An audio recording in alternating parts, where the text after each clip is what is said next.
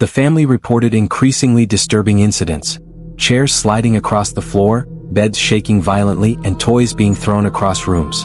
One night, the children claimed to see their chest of drawers moving on its own.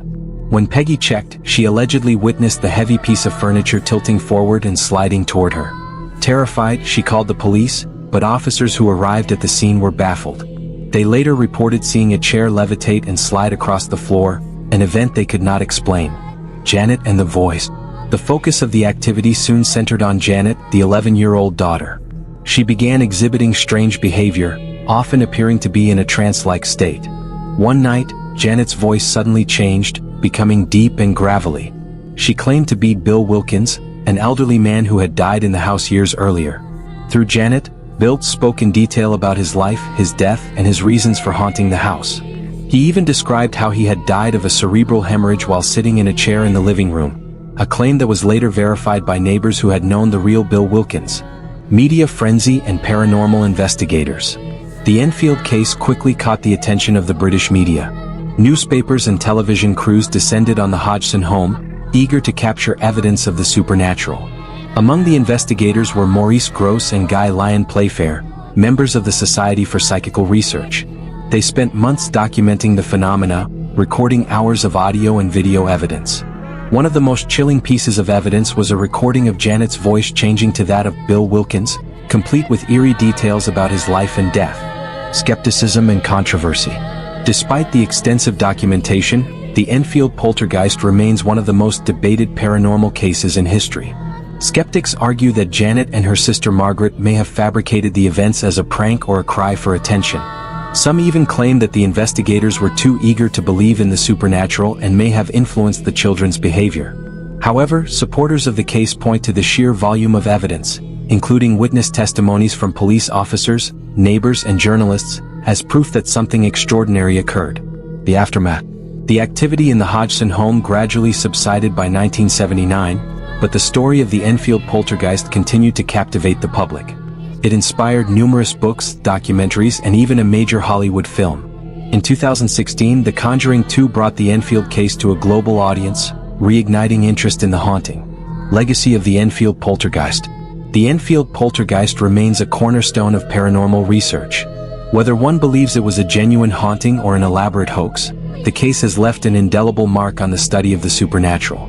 It serves as a reminder of the thin veil between our world and the unknown, and the enduring fascination with what lies beyond. The investigators' observations. Maurice Grosse and Guy Lyon Playfair spent countless hours observing the Hodgson household, day and night.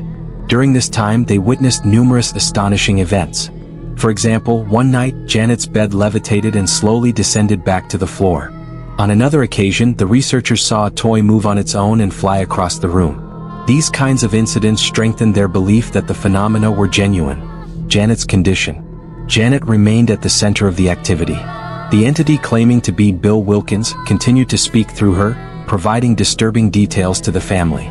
At one point, the entity controlling Janet said, "I died in this house and I want to stay here." During these episodes, Janet's eyes would roll back, and her facial expressions would change completely. The family and investigators believed that Janet had no control over these occurrences. Media attention and public reaction. The Enfield case quickly became a media sensation. Newspapers and television crews flocked to the Hodgson home, eager to capture evidence of the supernatural. However, the intense media scrutiny also brought skepticism. Some journalists and skeptics accused the family of staging the events for attention. Despite this, many who visited the house left convinced that something extraordinary was happening. The role of neighbors and witnesses. Neighbors and other witnesses also reported strange occurrences. One neighbor claimed to have seen furniture moving on its own through the windows of the Hodgson home. Another reported hearing loud knocking sounds late at night. These accounts added credibility to the family's claims, as they came from independent sources. The decline of activity. By 1979, the paranormal activity in the Hodgson home began to subside. The poltergeist phenomena became less frequent and less intense. Some believe that the entity, having achieved its goal of being acknowledged, simply moved on. Others think that Janet, who was entering her teenage years, may have outgrown the psychological conditions that could have triggered the events. Legacy and impact. The Enfield Poltergeist remains one of the most documented and debated cases in paranormal history. It has inspired countless books, documentaries, and films, including the 2016 movie The Conjuring 2. The case continues to fascinate both believers and skeptics, serving as a cornerstone in the study of poltergeist phenomena. The Hodgson family today. Years after the events, Janet and Margaret Hodgson have spoken publicly about their experiences. Janet, in particular, has maintained that the events were real and not a hoax. She has described the toll it took on her family and how they struggled to return to a normal life after the haunting.